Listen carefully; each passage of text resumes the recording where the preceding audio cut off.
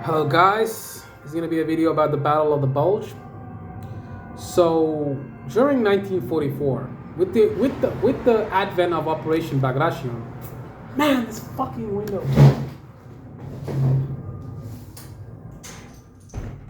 Okay. Excuse the peanut butter, guys. I like peanut butter. Everybody likes peanut butter, right? But let's break it down. So 1944, 6th of June, the Allies launch. The Allies launched D-Day, 6th of June. That happens. Then they attack on the Normandy Beachheads. There's around 6 beaches: Gold, Juno, Sword, whatever. You guys can look it up. You don't need to, whatever. So what happens there is they establish a beachhead. They bring in a lot of reinforcements, a lot of supplies through. The deep water port was Cherbourg. That was the first deep water port that they captured. They didn't capture it intact though. They captured it. They did capture the deep water port, but it was damaged. So they had to repair it. They brought it back to speed. So that was one deep water port that they had. They were using the mulberry harbors from England. They were being towed across the channel and brought to Normandy, right? They were being brought over there to supply the troops. They didn't have Cherbourg yet, so at the beginning they had to use the mulberry harbors. After the mulberry harbors were damaged, then they had to use Cherbourg. They captured Cherbourg, not intact, damaged, but they repaired it. And what happened after? This is all play by play. I'm actually giving you too much detail. I was gonna give you guys a little overview of Battle of the Bulge, and I'm giving you guys the background. But that's how you do it historically. We got to be historically accurate here. We try to be as much as we can be. So after Cherbourg, the Allies plan to fan out. But the problem with Normandy is that it's a defender's paradise for sure. There's a lot of hedgerows over there. The Germans are very well dug in. They are very good at defensive warfare. Now, what did the Americans and the British do, and the Canadians and all these other allies? What did they do? They let them wither on the vine. What that means to wither on the vine, it means that if you don't get supplied, if an army doesn't get supplied, it dies. It dies of starvation, or it runs out of ammunition. They can't fight anymore without ammo. So if they have no more ammo, then they're done. It's over. The battle is over. You won the battle. They're going to surrender because they don't have weapons to continue fighting. That's a good thing, right? You let them wither on the vine. So they bypassed them, and what happened after that was the Falaise pocket. They encircled many, many, many thousands of German soldiers. I don't know the numbers off the top of my head. How many men they encircled, I'm not sure. I think it was north of 80,000 to 100. I'm not 100% sure. You guys can look up the stats there. I like to be very historically accurate, so I'm not trying to give you guys any false points. After the Falaise pocket, they tried to do Operation Market Garden.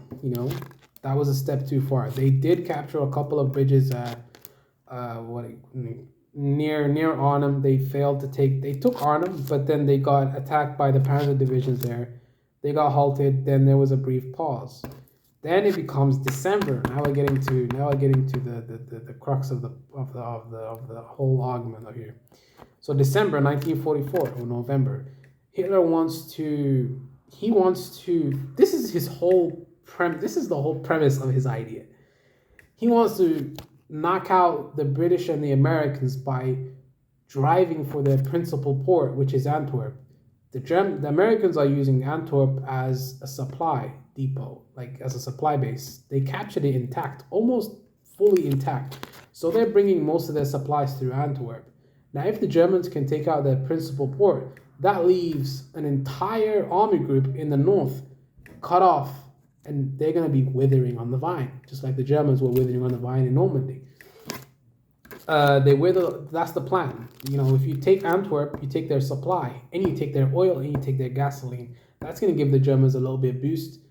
Then, they're thinking, okay, that's going to eliminate the Americans on the northern flank, bring the British and the Americans to the negotiating table, and then you can literally throw your forces backwards and send them to the east to stop the Soviet juggernaut. But I don't believe that the Germans could have done anything to stop the Soviets at this point. Army Group Center in Operation Bagration was much more that was a Soviet juggernaut. There was no way in hell they were ever going to stop Operation Bagratión. Maybe if Walter Model was in charge of the German army group center, but even then, I don't know. I don't think he would be able to because they weren't mobile enough. Hitler kept telling the army group center to hold these fortress cities. Minsk, Smolensk, he said that they must be held at all costs. He claimed them as fortresses. So what happens is this idiot, Hitler, he's an idiot. I mean, he's not very good strategically. All of his generals were telling him, we need to abandon these cities, pull back the army group to a better defensible Panther-Wotan line. But he didn't listen. He doesn't listen to the Panther. Like, they couldn't do that. They didn't have enough time to even reinforce the line.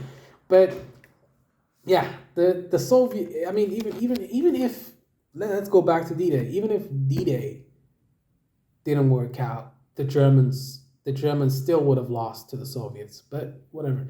We're going to the Battle of the Bulge, right? Okay, cool. So army group, sorry guys.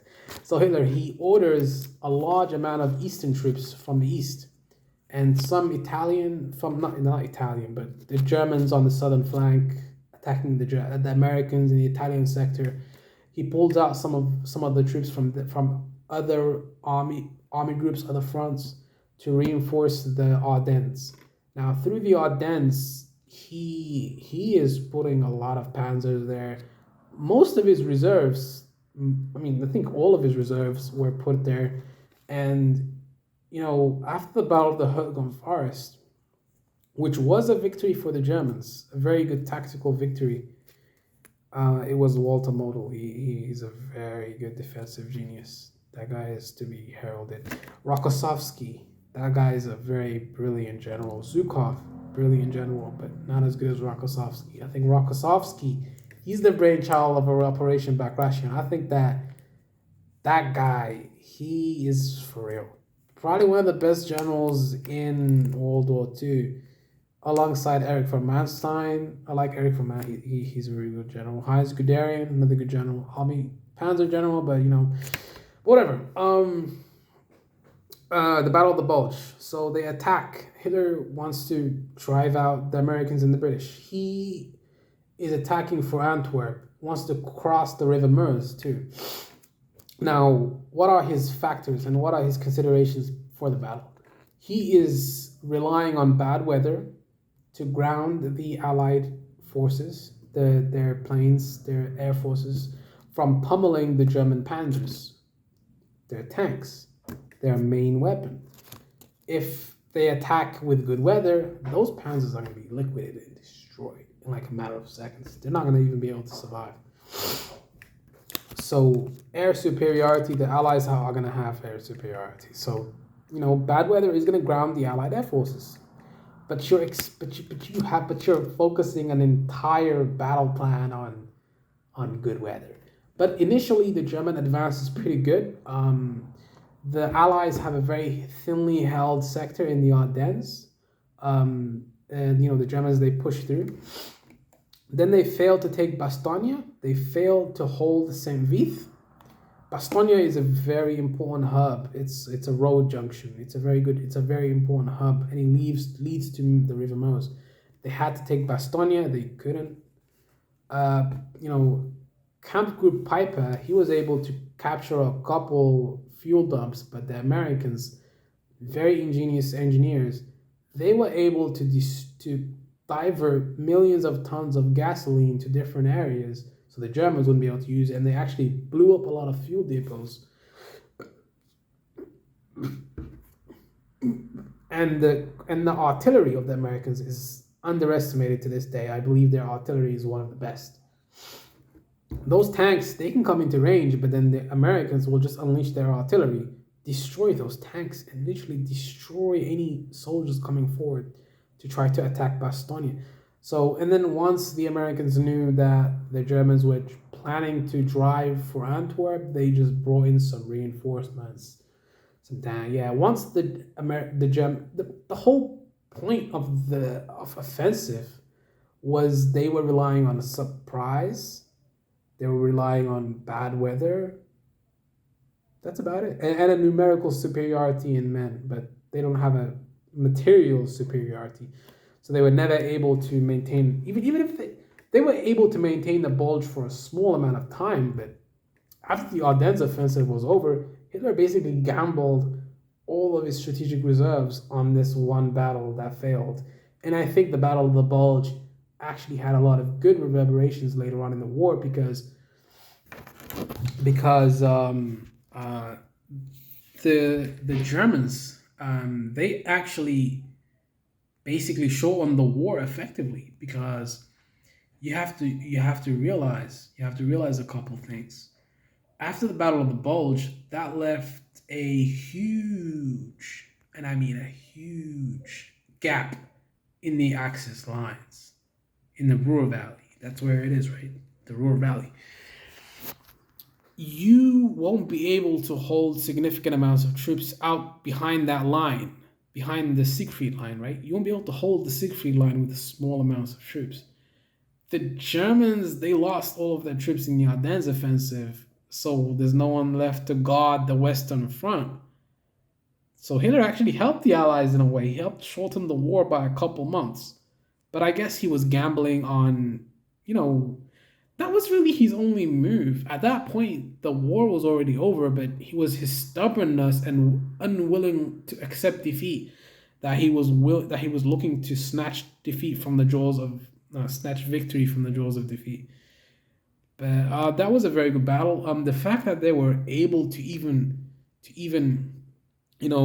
have an attack this late in the war and still effectively capitalize on a few bridgeheads and actually maintain a foothold, even if it was a small amount of time, they still managed to maintain a foothold. And at times, it looked like they were going to be successful in capturing Antwerp. But once the weather cleared, the Allied planes were able to just stifle any German attacks.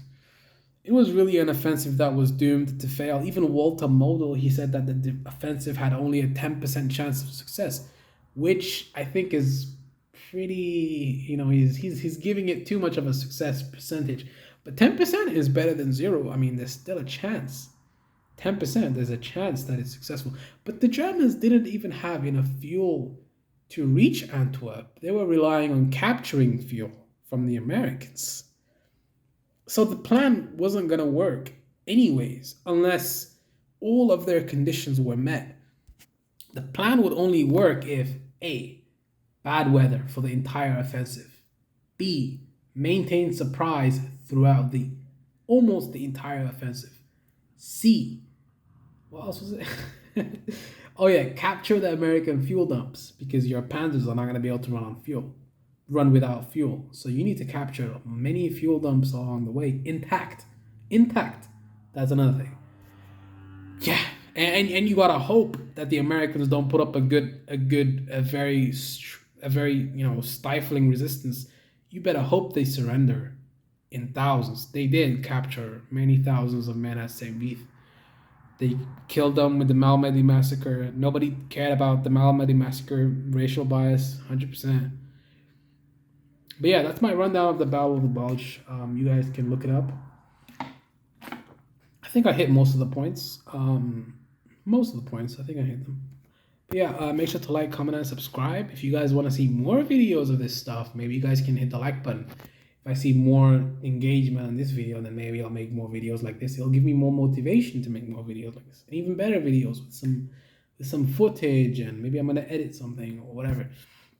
So yeah, it's up to you guys, the viewers. If you guys want me to put more videos out like this, then like the video and give me some attention. Hopefully this video goes somewhere, right?